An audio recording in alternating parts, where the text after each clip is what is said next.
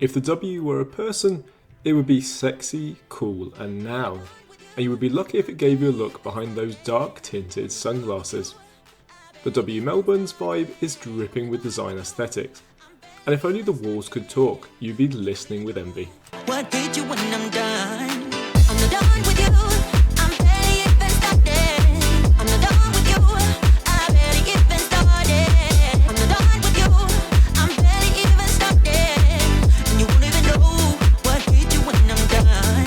Hello, it's Alex back in Melbourne, Australia, and today we're looking at the W Hotel right in the centre. The W Melbourne is in the perfect location, positioned just to the right of King's Cross Station.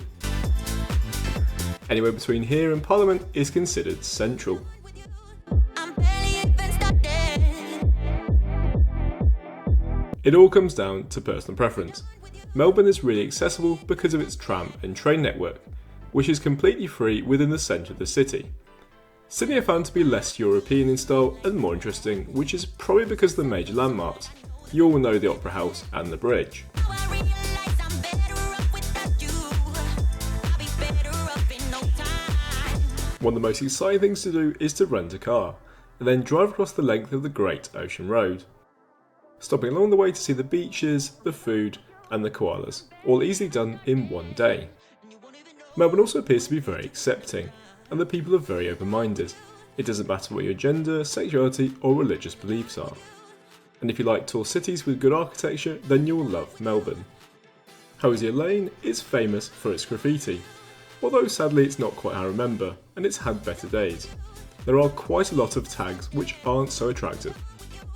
Next to Flinders Street Station is the River Yarra, which is at the bottom of the centre of the city. You could catch a historic tram all the way around the city, or crossing the bridge will take you south, tram or walking, to the Shrine of Remembrance, which commemorates Australian wartime service featuring memorials, exhibitions and a beautiful wall of roses. And just to the east are the Royal Botanical Gardens. Be sure to lose yourself here walking for a few hours. With 36 hectares of greenery, a few native birds, and both local and non-native species, it's totally free. Our trip to Australia is all about luxury, but without blowing the bank account. So we've just arrived off a 13-hour flight from Doha, having used air miles to travel in Qatar's beautiful Q-Suite experience. And the experience it was. The W Melbourne fits right in, because we were really surprised at how affordable the hotels were. Speaking of which, the full details for the hotel and the price we paid can all be found below. The reception can be described in 3 words: dramatic, bold and pink. I have to give credit to the designer who probably had a few wide eyes when they said yes, let's introduce Fusion Pink. With the dark mood lighting, the hints of vibrant colours really hit you in the back of the eyes, and this is replicated throughout the hotel. It's quirky. Is it a hotel or a club? Who knows? But I'm having fun, and that's all that matters. All checked in, we're heading to the 9th floor. Now at the time of booking, W was running a promotion for a room upgrade, which we then used suite upgrade vouchers on top and hope for the best. Luckily this went through, and we've been given a complimentary upgrade, thank you Marriott, to a fantastic King Super Suite, which besides being more than enough room for 2 people, is beautifully hinted with notes of yellow. I know I got lucky, but having a separate lounge is awesome for jet lag. One can sleep while the other watches TV in the lounge. In the corner is a bar area anyone would be envious of, which besides a delicious selection of beverages, alcoholic mainly, also has some fun and quirky gifts, including a Lego style toy tram, socks, peanuts and other items. The walls and floor of the bathroom are decorated in white marble tiles. And centre stage goes to the sinks, which feature black marble and is incredibly beautiful. I just feel sorry for the person that has to clean the mirror behind it. It's huge. On the other side is a very well sized bathtub, which I thoroughly enjoyed, with a thought-provoking message on the wall, and of course lots of delicious amenities. At the very end of the bathroom is a walk-in shower and a door which leads you back towards the bedroom. This is a beautiful room.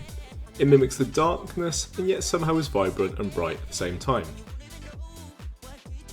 There wasn't a single aspect I disliked, but I wasn't sure how I felt about the TV on a metal pole.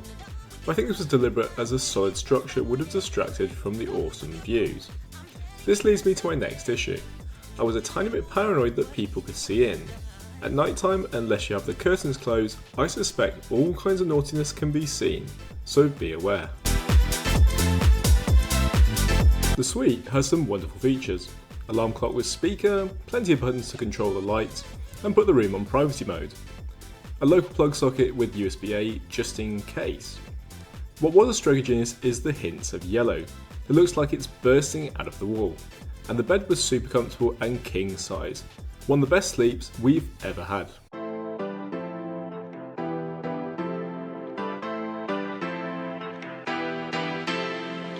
As part of a special package, we had complimentary drinks each night, at one of two venues.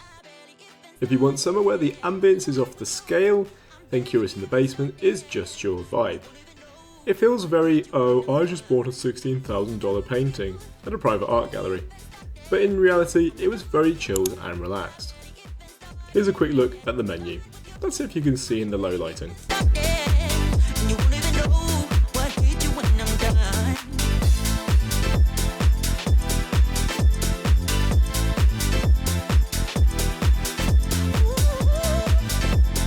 After asking for something alcoholic and not, Brent had a strawberry-based mocktail with a burnt orange, and I ordered some kind of wine. I didn't overly enjoy mine, but Brent's was delicious. And this comes with a complimentary portion of carrot dip with long crispy crackers, which was good but not amazing.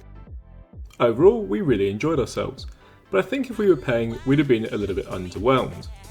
The same goes for our next venue, which is on the level above the reception, where the weirdest part was the waiter refilling our water, and when I said, "Oh, that's plenty, thank you," he replied, "Well, I have to pour it, you don't have to drink it."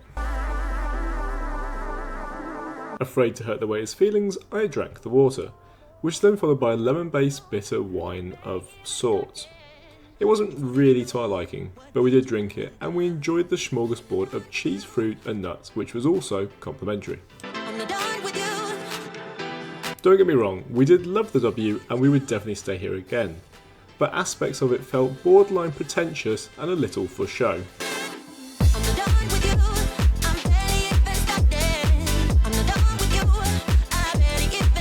Some things just don't need to be overcomplicated, and the simple things are always the best.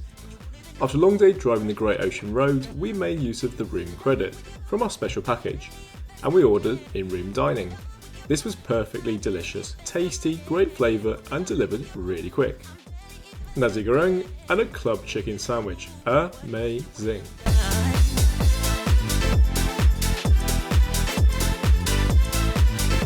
And what about the facilities?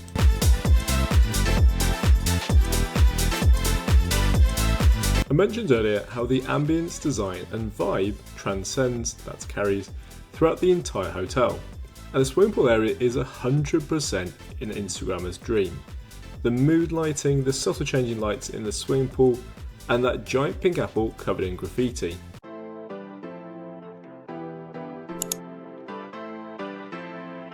We were so busy exploring the city that we sadly never used the pool, and neither did the other guests because it was always pretty quiet.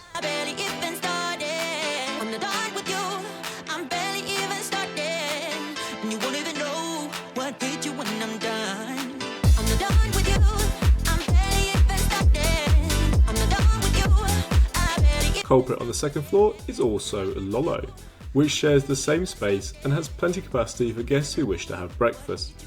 The selection was extraordinary, and we were incredibly satisfied with the range and options available. Any hotel that has dragon fruit is really pushing the bar and trying to be a little bit different. Somehow on the day, or one day of the week, the computer said no and decided we didn't have breakfast included, but this was quickly resolved by the front desk team. I did really like the tea mug, but decided best not to pinch it. If you're lucky, you'll get a table at the window, with a view of the passing trams. I have to admit, with so many tram lines in the city, I was a little bit obsessed. We stayed here for a total of 4 nights, and we did find enough variety not to get bored at breakfast. Ooh, did I mention they have donuts? Sadly, that's the end of our stay, but we have loved every moment, and we hope you did too. Thank you so much for watching, and this was our first day of 3 incredible different destinations within Australia. Here's what's coming up in our luxury stay on a budget. When